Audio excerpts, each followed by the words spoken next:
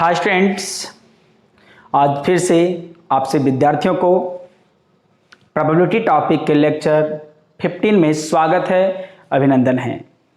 हम लोग इसके पीछे लेक्चर 14 की बात करें तो हम लोगों ने ऑपरेशंस था union, intersection, mutually exclusive events के बारे में अध्ययन किया था। कैसे हम लोग ऑपरेट करते हैं इवेंट्स को, अलजेब्रा क्या होता है। आज हम लोग देखेंगे कि some notations and their formula related to probability. Actually जो नेक्स्ट एक्सरसाइज है उसमें प्रोबेबिलिटी के प्रश्न ही हैं, तो उसके लिए हम लोग कुछ नोटेशंस और उसके रिलेटेड फॉर्मूला को देख लेंगे ताकि उस एक्सरसाइज को हम लोग आसानी से डील कर पाएं, हमें कोई परेशानी ना हो। तो चलिए हम लोग देखते हैं some notations and their formula related to probability. चलिए देखते हैं हम लोग क्या है। पहला,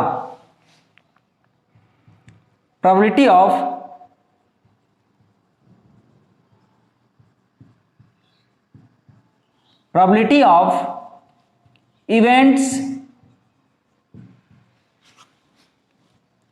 E1 और E2 जरा गौर करेंगे। जब भी और नोटेशंस का यूज हो या और वर्ड का यूज होगा तो उस वक्त यूनियन यूज करेंगे। तो ये प्रोबेबिलिटी ऑफ इवेंट्स E1 और E2 बोलेगा, तो ऐसे स्थिति पे हम लोग क्या करेंगे, E1 यूनियन E2, तो और वर्ड को ऐड किया, लेकिन प्रोबेबिलिटी है तो इसके लिए क्या यूज होगा, P for probability. That is यदि प्रोबेबिलिटी फॉर इवेंट्स E1 और E2 रहेगा तो हम लोग क्या करेंगे, E1 यूनियन E2। इसके लिए फॉर्मूला क्या है, एंड देखिए इसके लिए फॉर्मूला क्या है, P E1 union E2 equal to P E1 union E2 हम लोग को मिलेगा P E1 plus P E2 minus P E1 intersection E2। हाँ, ये जो है हम लोगों ने सेट थ्योरी में पढ़ा है कि जब सेट A और B का यूनियन निकालते हैं तो दोनों को अलग अलग उसका माइनस कर लेते हैं इंटरसेक्शन को। तो ये फॉर्मूला हो गया, और इसी फॉर्मूला को हम लोग एडिशन थ्योरम कहते हैं। एडिशन थ्योरम कहते हैं, इसी को हम लोग एडिशन थ्योरम कहते हैं। ठीक है, तो इसके बाद यदि हम लोग देखते हैं कि यदि रिमार्क में आप ध्यान देंगे इस बात को, क्या है रिमार्क में,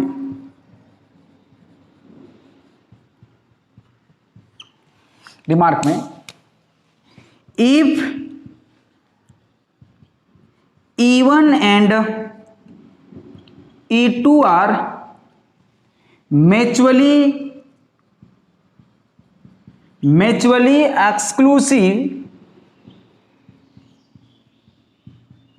exclusive event, then mutually exclusive event का मतलब क्या होता है, that is E1 intersection E2 equal to क्या मिलता है, 5, है ना। यदि ऐसा हुआ तो जब इसका प्रोबेबिलिटी निकालेंगे तो क्या मिलेगा, 0 मिलेगा। तो वैसी स्थिति में देखिए P probability of E1 union को कभी कभी बुक में क्या और लिखता है, E2। हाँ, तो और तुम बता दिया और का मतलब क्या होता है, E2 यूनियन इक्वल टू इसके अलग से PE1 प्लस PE2, और माइनस जब प्रोबेबिलिटी हो जाएगा तो यहाँ पर इसका क्या मिलेगा, इसके लिए जब minus probability of E1 intersection E2 का हो जाएगा तो 0 हो जाएगा, क्योंकि हम लोग के लिए क्या है, इंटरसेक्शन 5 है। देयरफॉर यहाँ पर प्रोबेबिलिटी जो होगा E1 इंटरसेक्शन E2 का क्या मिलेगा, 0 मिलेगा। तो इस 0 को यहाँ पर पुट कर दें इक्वेशन में, तो ये हो गया।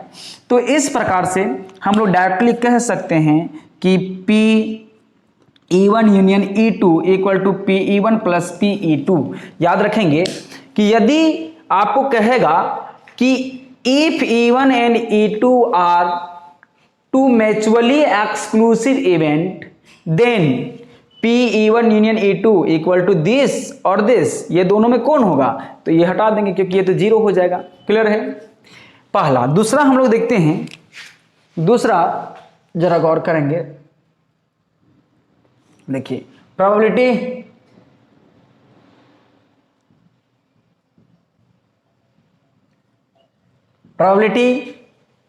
ऑफ इवेंट्स E1 एंड, देखिए and E2 equal to P for probability E1 and मतलब इंटरसेक्शन E2 है ना। दैट इज कहेंगे कि हम लोग कह सकते हैं probability of E1 intersection E2 and यहां लगाइए E1 and E2 equal to PE1 and के लिए इंटरसेक्शन E2। और कोई कोई बुक जो है PE1 E2 मल्टीप्लाई का यूज करता है।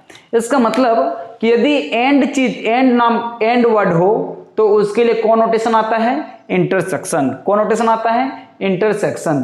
तो हम लोग कह सकते हैं डायरेक्टली, हम लोग कह सकते हैं रिमार्क में, देखिए इसको हम लोग लिख सकते हैं देयरफॉर, हम ये भी लिख सकते हैं PE1 और मतलब union E2 equal to PE1 plus PE2 minus PE1 intersection E2, ये मिला। और इसी चीज को हम लोग लिख सकते हैं, लैंग्वेज में लिखेंगे प्रोबेबिलिटी ऑफ E1 और E2 हाँ equal to PE1 plus PE2 minus, याद कैसे रहेगा? दोनों को जोड़ दो, एक बार इंटरसेक्शन को घटा दो। तो इंटरसेक्शन के लिए क्या होता है? E1 एंड E2, ठीक है। और इसी चीज को हम लोग लिख सकते हैं PE1 और E2 equal to PE1 plus PE2 minus PE1 into E2। सारा का सारा तीनों का तीनों फॉर्मूला है वो सेम है। तो याद कैसे हो गया? यूनियन इक्वल टू अलग अलग माइनस इंटरसेक्शन।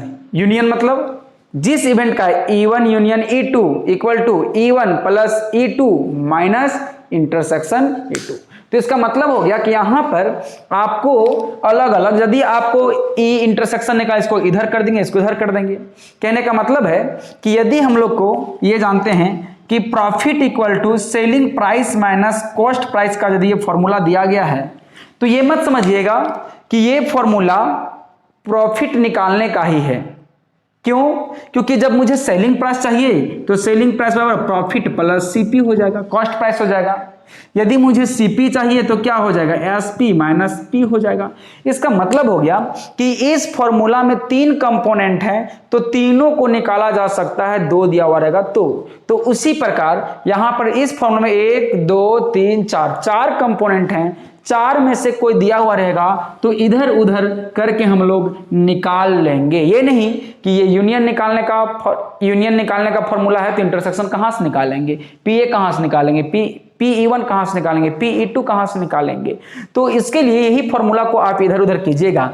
जैसे E1 इंटरसेक्शन E2 निकालना है तो इसको हम इधर ले जाएंगे, इसको इधर ले जाएंगे तो वो निकल जाएगा। चलिए आगे देखते हैं तीसरा नंबर में। एक्चुअली ये 3 के लिए है, 3 इवेंट होगा तब। देखिए PE1 union E2 union E3। देखिए याद रखने का तरीका आपको बता दे रहे हैं।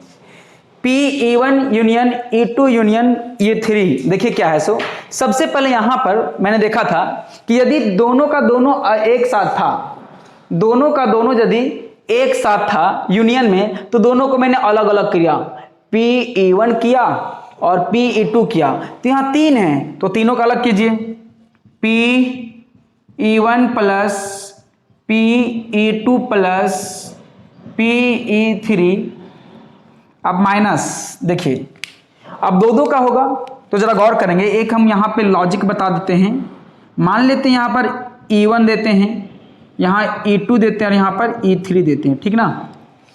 अब यूनियन इंटरसेक्शन डालना है, E1 intersection E2 minus E1 intersection E2 minus E2 intersection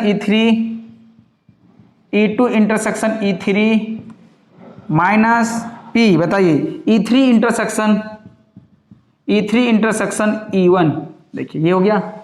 क्या करना है, तीनों को अलग अलग प्लस में, इंटरसेक्शन माइनस में, उसके बाद तीनों को एक बार इंटरसेक्शन लगा देना है प्लस में। देखिए Pe1 intersection E2 intersection E3, ये एक्चुअली नॉर्मली जो है आपके बुक में एक भी ऐसा क्वेश्चन नहीं है, ठीक ना। प्रोबेबिलिटी में सेट में पढ़िएगा तो ऐसा प्रॉब्लम है, 3 सेट के लिए है।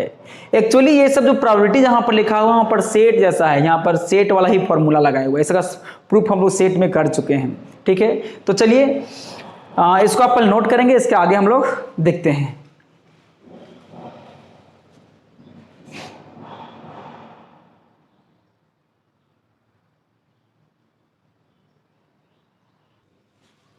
नेक्स्ट हम लोग देखते हैं 4th नंबर पे ये फॉर्मूला आएगा। देखिए probability of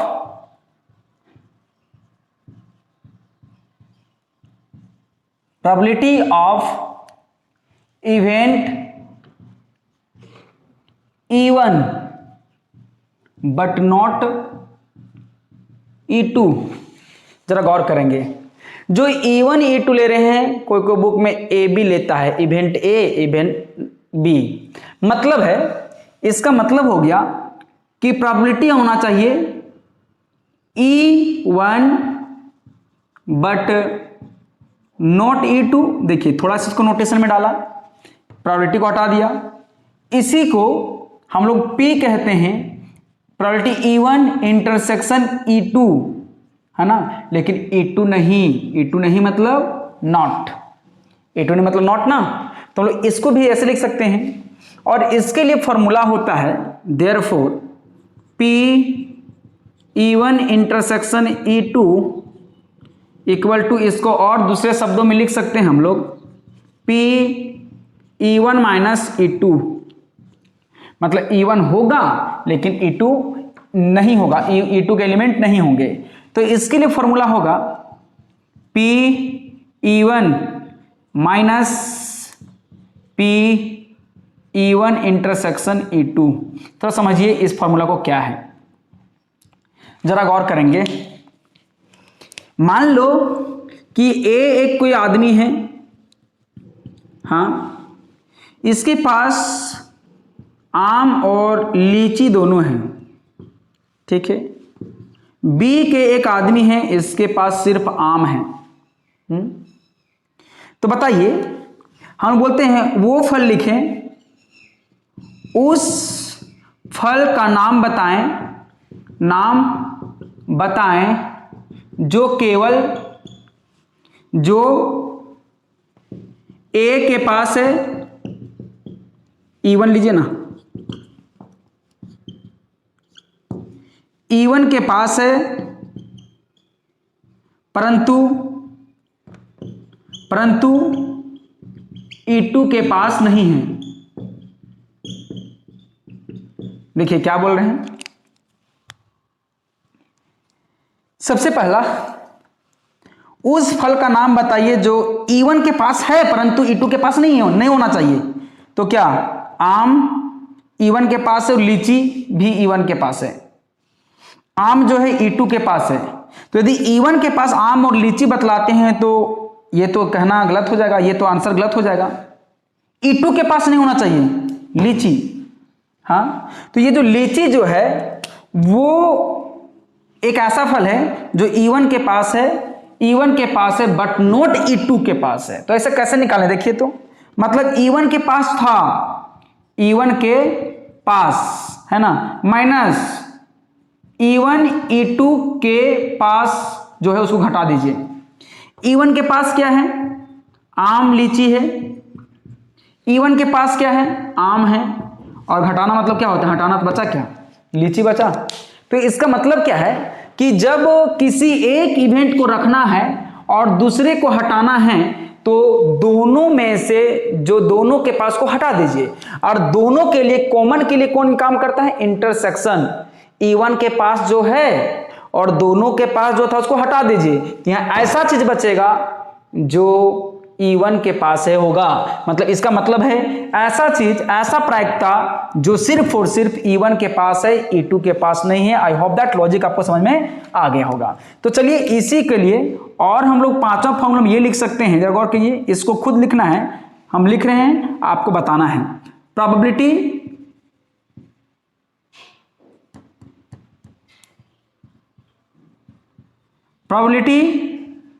of event E2 but not E1। सोचिए अब क्या है, E2 के पास होना चाहिए, E1 के पास नहीं। देखिए P E2 but not E1, इसके देखिए यहां पर क्या था, P चेंज हो जाएगा, E2 इंटरसेक्शन E1 नहीं। जिस चीज को नहीं करना है या तो डैश लगाइए या तो फिर अपर रेकरिंग लगाइए। तब देखिए ये मिला, इसके लिए फॉर्मूला देखिए, देयरफॉर फॉर्मूला देखेंगे, PE2 इंटरसेक्शन E1 नहीं, तो नहीं कौन, E1 में है कौन, E2, तो PE2 और दोनों को घटा दो, E1 इंटरसेक्शन E2, दोनों का फॉर्मूला है। ये फेवर किसका है, E1 का, ये फेवर किसका है, E2 का। ये फॉर्मूला है और ये फॉर्मूला है। आपको नोटेशन भी याद रखना है, फॉर्मूला भी याद रखना है, लॉजिक है, समझ बात। मतलब इंटरसेक्शन में क्या करना है, इंटरसेक्शन में निकालने के लिए जो जिसमें डैश्ड होगा उसको छोड़ देना है, जिसमें डैश्ड नहीं होगा पहले लिखना है, जिसमें डैश्ड नहीं होगा पहले लिखना है, कॉमन को घटा दे, इंटरसेक्शन को घटा देना है, ठीक है। जैसे यहाँ पर डैश्ड किसमें नहीं, E2 में, E2 रख लिए, दोनों को घटा दिए। Is it clear. अब देखिए क्या होता है, अब सिचुएशन ऐसा होता है कभी कभी कि ना ही मुझे E1 चाहिए और ना ही हमें E2 चाहिए। देखिए छठा नंबर में प्रोबेबिलिटी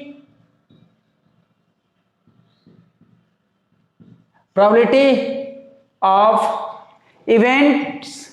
इवेंट्स लगेगा ना, इवेंट नाइदर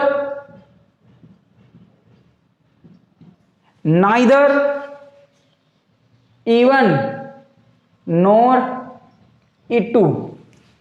अब मुझे ना ही E1 चाहिए और ना ही मुझे E2 चाहिए, ना ही मुझे E1 चाहिए ना ही मुझे E2 चाहिए। तो इसके लिए क्या होगा, जरा गौर करेंगे, ध्यान देंगे।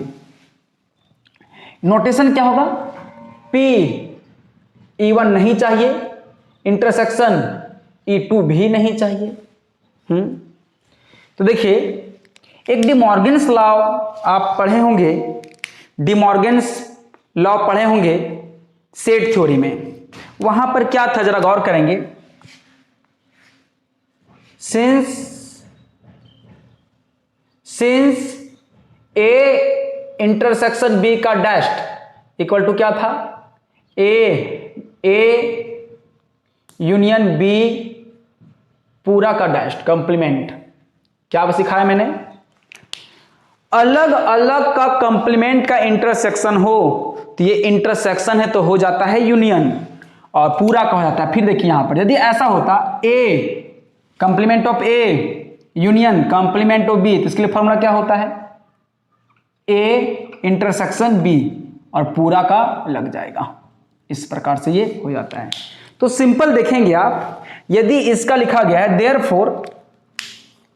देयरफॉर हम लोग को P E1 not intersection E2 not, या तो एंड इसको बोल सकते हैं हम लोग, क्या लिखेंगे, P E1 यूनियन E2 पूरा का, ठीक है ना, पूरा का कंप्लीमेंट। और आपको बता दे रहे हैं, पिछले हम लोग कंप्लीमेंट ऑफ एन इवेंट पढ़े थे, P E equal to 1 minus PE, PE not equal to हम लोग क्या पढ़े थे, 1 माइनस पीई, 1 माइनस पीई, मतलब जिस चीज का नॉट होगा 1 में से उसी को घटा देना है। तो देयरफॉर इसके लिए फॉर्मूला क्या हो जाएगा बताइए, therefore P E1 union E2 पूरा का complement equal to 1 minus P E1 union E2। देखिए यहां कंप्लीमेंट लगा हुआ है, यहां कंप्लीमेंट नहीं लगा हुआ, ये हम लोग को हो गया फॉर्मूला। ठीक है, इसका मतलब हो गया, यदि बुक में ऐसा कहीं बोला है event neither E1 nor E2, उसके लिए आप नोटेशन में ये लिख सकते हैं या तो ये लिख सकते हैं, और फॉर्मूला आपको ये चाहिए। ठीक ना, चलिए छठा नंबर, 7वां नंबर पे फॉर्मूला जो है, probability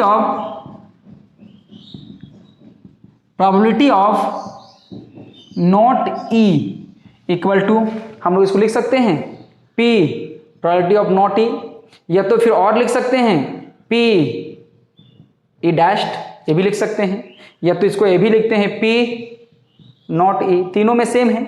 और इसके लिए फॉर्मूला क्या होता है, therefore P E not equal to 1 minus P, ये तो हम लोग पहले ही पढ़ चुके हैं।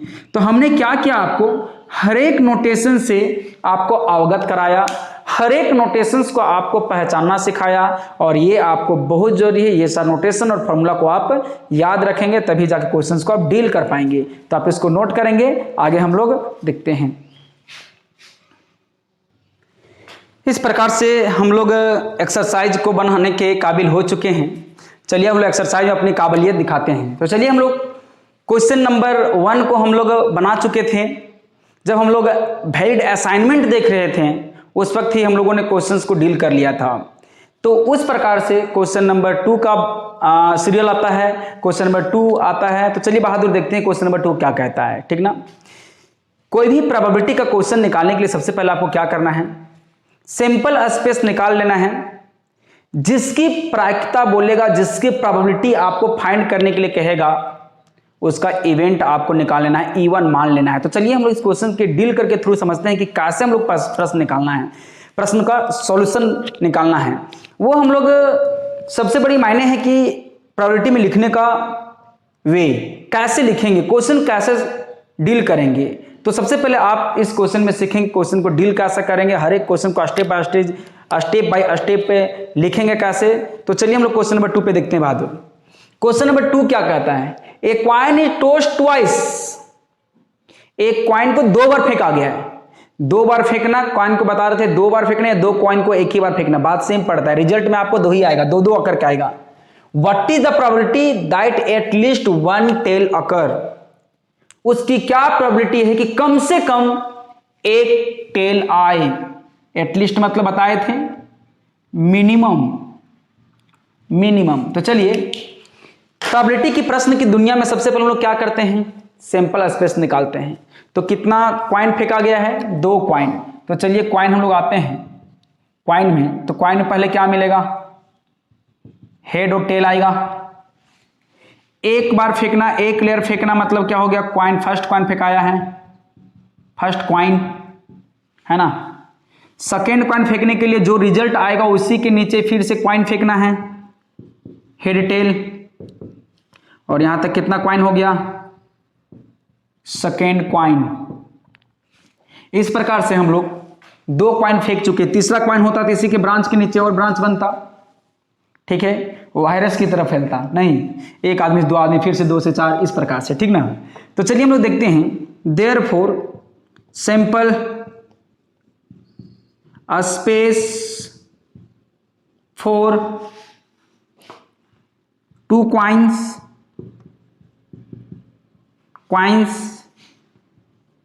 एस इक्वल टू क्या होगा, हेड फिर हेड टेल, फिर टेल हेड,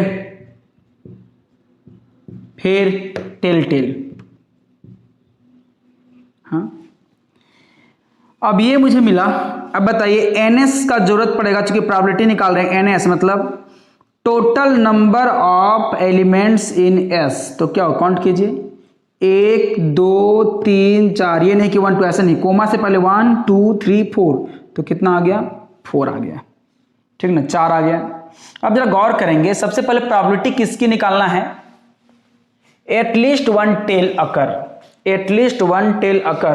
तो चलिए हम लोग मान लेते हैं, सबसे पहले मान लेते हैं लेट, जिसकी प्रोबेबिलिटी निकालना है उसको मान लेते हैं, late even such that event of getting probability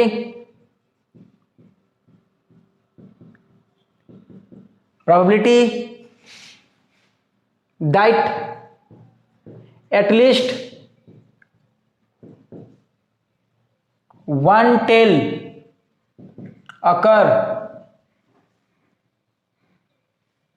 जरा गौर करेंगे, कुछ भी अपने से नहीं लिखना है, देखिए मैंने वहां से चीटिंग कर लिया, इवन इवेंट प्रोबेबिलिटी नहीं है, क्योंकि प्रोबेबिलिटी जहां होगा तो पी लगेगा, event that at least one tail occur getting, sorry probability नहीं, getting at least one tail occur.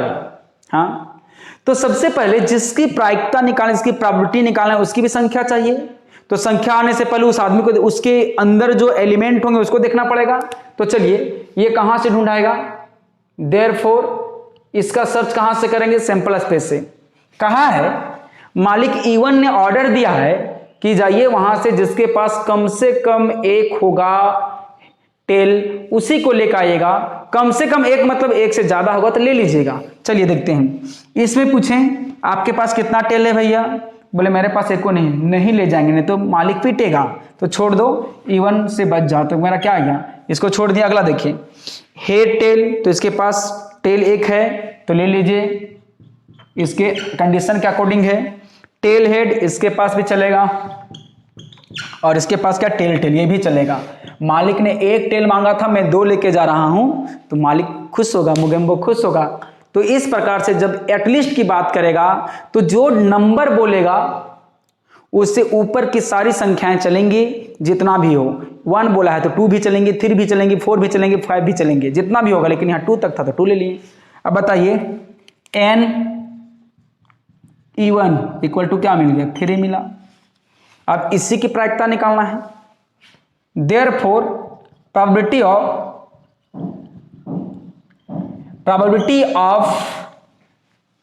Of event getting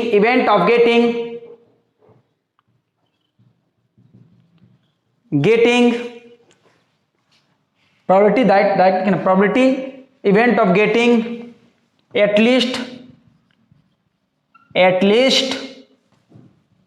one tail occur। तो बताइए P फॉर प्रोबेबिलिटी, जो ये बात बोला इवेंट उसको क्या बोला है, E1 बोला है। आप बता दे रहे हैं प्रायिकता किसकी निकालना है, E1 का, तो इसकी संख्या ऊपर, और संख्या मतलब n लगेगा, संख्या मतलब क्या लगेगा, n लगेगा। तो n मतलब नंबर ऑफ एलिमेंट इन कहां पे, E1 पे।